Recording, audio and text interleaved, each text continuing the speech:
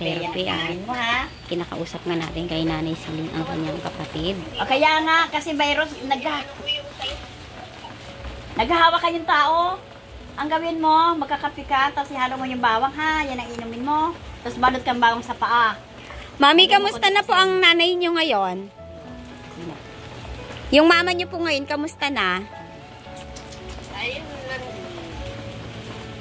inaalagaan na po. Ano po, nakakalakad pa? Hindi na po? Nakakalakad, pero ano? Naka-wheelchair na ang mama nyo. Di ba dalawa na lang kayo ni Mami Siling na ano? Huwag mong painom ng gamot. Laging may luya kayo yung hindi nilupulo. Ay, matanda na yan. Kaya nga, maluluto ang utak niya. Kamustahin mo muna ang kapatid mo. Kumusta ka na? Yan, lagi ganyan. akong tumatawag dyan, lagi kang may ginagawa. Hindi nagtampo ako, hindi na ako tumatawag sa'yo. Nung may pera ako at may load ako, ngayon hirap na ako eh. Oh, tuwing tumatawag ako, laging may ginagawa ka. Kausapin mo siya ng maayos. Oo. Kay yung cellphone ko is ano, hindi ko rin kasi kuryente ang wala. Nagtitipid ako sa budget kasi maliit lang ang ano ko, pension ko. Kaya pasensya ka na muna. Bago mag-Christmas kaya kausapin mo pa ikaw.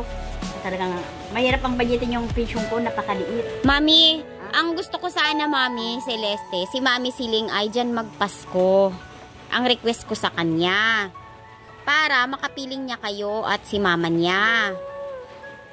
Ano po ang masasabi niyo po sa akin pong gusto sanang mangyari kay Nanay Siling? Magbakasyon lang siya dito kahit na konting panahon lang. Oo nga. Ang akin na kasi, inaantay ko yung desisyon ni Ante itong December darating.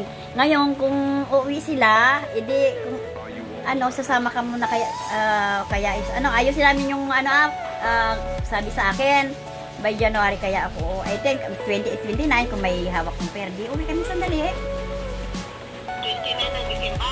Hindi ko pa alam kasi wala akong hawak na pera nga. Napakalit ang pension ko, Marisa. Binibili ko na ng pagkain ko yung pension ko, 1 linggo lang wala na. Umuwi ka na kaya dito, di magkasya yung pension mo? Ay, patay kang bata ka. Eh, wala ka naman trabaho. Wala akong trabaho. Paano ang buhay natin? Trabaho dito. Gustuin mo. Hindi ako masanay sa makulit, Marisa eh. Ang ano ko, alaga mo na si inay. Hindi pa ba yan? Hindi pa gutumin. Pakainin mo ng kanin sa umaga. Ha? Diin ka lang mag-alaga sa kanya, sa ako na lang magpasweldo sa'yo. Huwag mo ipaalaga. Hindi ako kayang mag-alaga dahil may sakit ako. May sakit ako sa puso. Hindi pwede mabigat ang trabaho ko. Bawal. Oo. Ano ang gagawin ko? Eh di, yung mga anak mo, alalayan mo na si inay. Unang-una, yung pagkainim ng kanin si inay sa umaga, huwag mong gutumin. Ha? Kung pwedeng asahan yung mga anak ko. Oo nga, hindi bali anong wala, basta may bigas. Hindi ka magpagutom si inay. Ano na lang ang parte mo, Nanay Siling, sa nanay mo? Sa Uuwi pag-alaga, ako. dalawa na lang kayo Kasi may sakit magkapatid. ako sa puso isa eh. May gallbladder ako, hindi ako pwedeng mag-alaga. Ngayon, bubuhatin ko si inay, hindi pwede. Mabigat. So, may sakit ako sa puso, bawal ang mabigat. Eh, bakit si Tatay Dante tsinagaan mo? Yun, pinagtyagaan ko. Ba't si nanay mo Kasi, hindi? Eh, siya ang Talagang nagsilang walang sa'yo. alalay kay Dante eh. Eh, wala rin alalay sa nanay mo. Balang araw naman, gusto ko siyang kupkupin nga. Dalhin ko Maynila eh. Oo. Kasi talagang, may ayusin pa ako. Hindi maganda ang ni Nida, kinuhang bigla si Dante nga eh. Pero, andyan na muna, doon muna siya. Pero, nanay natin muna, unahin natin. Pag mungkutonin si inay. Hello. Ilang taon mo na pang solong inaalagaan si Mami? Ilang taon na? O, sige na, umayos ka kasi. Mami Celeste, ilang taon mo na inaalagaan si Mami ng solo? Wala man lang bahagi to si Nanay Siling. Kaya ito minamala sa buhay, hindi nag-aalaga ng nanay. Ang akin Marisa, nagtrabaho ko Maynila, no? Ikaw, kinuha mo yung bininta ng, lupa ko. So, ang di ba nung hindi mo mabili, basta yung pera na ibili mo ng bigas kay inay. Balang araw na mauwi na rin ako kung maayos tong problema ko dito. Pwede kahit anong oras, dalhin ko lahat yung gamit ko dyan kung maayos itong tinirang ko. Kasi may gamit ako eh. Alam nga naman naalis ako, may gamit ako. Pinaghirapan yan eh. At aayusin ko muna yung buhay ko na gusto ko balang araw, kahit nakaupa ko, mayroon akong anihin. Kaya nagpakahirap ko Manila, di ba? So ikaw, nandiyan ka, total nandiyan yung pera na kinuha mo sa akin. Andi bali anong mabili mo basta bigas at hindi mo gutumin si inay. Pasalitain mo siya. Sige. Pera na sinasabi ko. O sige na, yung ano ng ano nun, is pinagtinda. Ginamit mo sa pagtinda, saan na siya? Okay, game. So, tulungan kita kung mayroon ako may tutulong, pero ang di bali kung anong wala, basta may bigas, hindi mo gugutomin si inay. Nasaan po si inay nyo, mami? May bahay-bahay po siya. Malayo dyan? Siya. Hindi naman masyadong alagain yun, mami. So, di bali basta may bigas ha. Uuwi din ako kung maayos ko dito sa pangarap ha. May ayusin pa ako eh. Kaso hindi naman Or yun may aayos. tutor, ha? Na hindi ako magugutom Haluin mo kasi yung tray. nagtrabaho din ako eh. So, kulang pa. May ayusin pa ako. Interviewin pa ako sa senior. At ikaw, huwag mong pabayaan sarili mo. Nagkakasakit na nga siya eh, kasi hindi mo siya tinutulungan mag-alaga Balita ng ko kasi, inay. ang mga tao dyan, pauwiin mo na dahil yung mga taong yan is hindi kilala. Ang ayusin mo is magtanim-tanim, then kung may matutulong padalhan kita. Ang humahawak ng tao, hindi mo kilala yan, pauwiin mo na sila. Humahawak ka ng tao daw eh. Bakit? Yan ang anak buhay ko eh. Ay, kaya nga. Eh kung ano nangyari sa'yo dyan, tinili ko lang tayo. Madami daw turista dyan ah. Hindi ibiro yung virus. Ano nagahawak, nagmamasage siya? Mga tao. Si mami nagmamassage? Ang daming tao sa kanya. Ba't marami pong tao sa inyo? Mga turista na yan, huwag mo ano dyan. May turista dyan, mami? Hindi naman mga turista. Nakatira sa inyo? Nagtumutuloy? Mga empleyado po. Kaya nga, humahawak ka ng tao. Nalilibang ka sa tao. Yung parang Pauwiin mo na sila. Ayusin mo yung buhay mo. Malaki na yung mga anak mo. Malalaki na yung mga anak mo. Excuse me. parang ako'y automata yung parang sekretary eh. Kaya nga. Kaya dahil Nalilibang ka sa trabaho. Parang Pero may malaki na yung mga anak mo. Pauwiin mo na sila. Ay, hindi ako papayag na nandyan yung mga tao niyan dahil yung mga COVID. Hindi mo alam kung yung mga tao niyan is may sakit sila. Hindi mo kilala sila. Kung ano mangyari sa inyo. Bakit, Ayusin mami? mo yung buhay mo. Hindi ka hawak ng tao dyan dahil may COVID ng mga yan, hindi mo kilala. Tahimik ka. Ako na nga, hindi mo Sige. kinakausap ng mahinahon yung Sige na, kapatid mo. magpakalakas ka. Ang gawin mo, lagi kang may kakainin na luyan na hindi mo iluluto. At hindi ka magpagutom sa umaga. Kamustahin mo lang yung nanay mo. Kumustahin mo si inay, hindi pagutumin. Ang di bali anong wala, basta may bigas, hindi mo gugutumin si inay. Pakainin mo ng almusal si inay ng kanin. Ha? Okay. At mag-usap tayo 24 kaya. Mami, Usapin mo. ano po ang masasabi nyo kung si Nanay Siling po ay gusto ko pong i-encourage na umuwi dyan magpasko para makapiling kayo? yun nga po ang inaano ko. Gusto ko nung makita niya yung sitwasyon kung ano ba talaga. Wala naman akong ibang hinihiling kundi umuwi lang kahit saglit man lang. So magiging masaya ka po kung sakali na siya ay makumbinsi na umuwi ngayon at dyan magpasko. At siyempre, Sakali po ba, saan nyo pwedeng sunduin si Nanay Siling kung siya ay uuwi dyan? Ang akin is 5-star hotel. Sosyal! Sakay. 5-star, boss. Oo, kung may hawak lang. pero wala Saan po pa siya akong pwedeng eh. sunduin?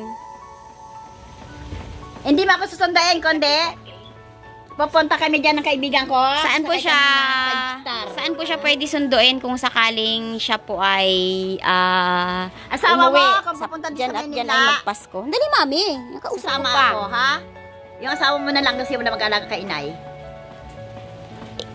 bakit susunduin ka pa ng Manila? Di Alam mo magpasa- naman pupunta dito. Magkano, mami, ang pamasahe dyan balikan ni Mami Siling?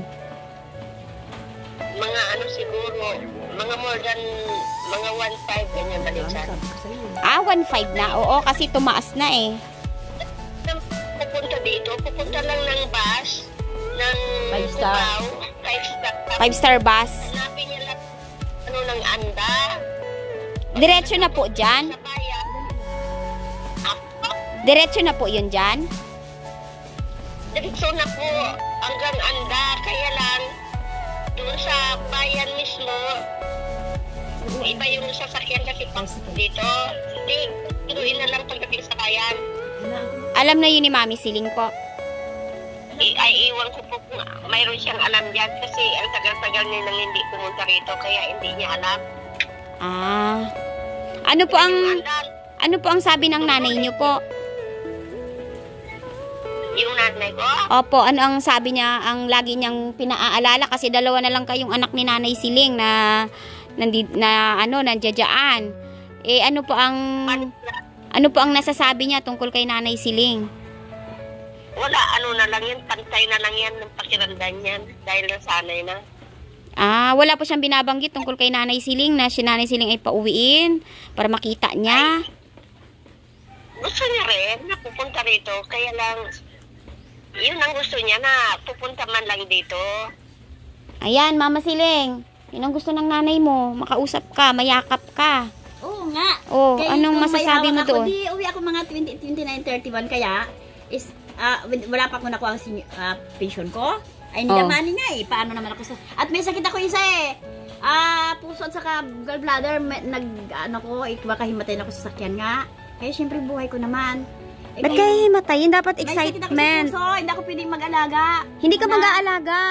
At dito, operahan sana ako. Kailangan ko 500,000 pero nagagamot ako muna ngayon ng bunga ng Takot ka po bang mag-alaga sa mama mo? Hindi ako sa takot is buhay ko.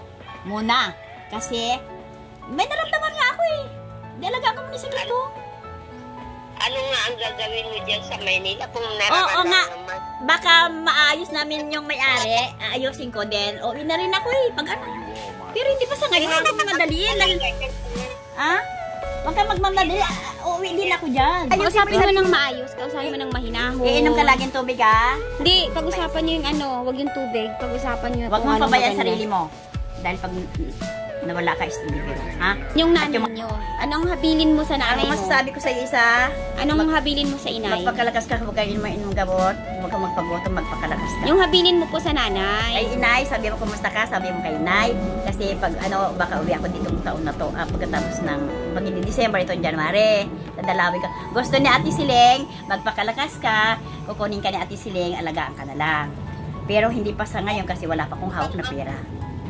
Ito lang ang masasabi ko. Pupunta ka na rito, ang buhay hindi mo hawak lalo. Oo nga. Baka mamatay na hindi mo na makita. Kaya nga, syempre wala akong hawak na pera isa eh. Wala pa akong pension, wala pa akong nakuha. So, hindi ganun kadali. Ha? Sabi mo kay inay para mabuhay ang dugo ni inay, magpakalakas ka. Kaya huwag kang iyak ka mo kay inay ha. Bakit ito, mabibigyan ba nila ako ng... Eh, pag nakita si ate mabuhay ang dugo noon. At huwag ka malungkot ka mo, parating din si Ate Siling ka mo. Ha? Wala na yan. Talagang... Baka itong January, itong December, kung may pera na ako. O kaya, tingnan natin kung mayroong tumulong sa akin. Kung, At huwag mong pabayaan si inay. Kung gusto mo... Kung gusto mo tumawag, tatawag ka lang sa keypad ka. Wala kaming yung touchscreen Tuwing tumatawag ko kay Jerome, itong bunso mo, kay hindi ako sinasagot. Kaya sinasamaan ako ng loob. Ni Aniho, walang sumasagot. Sana gusto ko, dream ko magpabili kang sarili mong cellphone kay asawa mo. pag nasa trabaho sila. So I think may kunting yung asawa mo, magpabili ka ng sarili mong cellphone. Sa screen, pwede yung cellphone. Ay Wes, may sarili kang cellphone. Privacy as nanay ka. Sige na, hindi ka matigas ang ulo. Ay, kung wala siya pambili. Yung cellphone ko, Sige na, ay Wes. bitawan ko. May sarili kang cellphone ha? Para makapag-usap tayo kasi tumawag ko.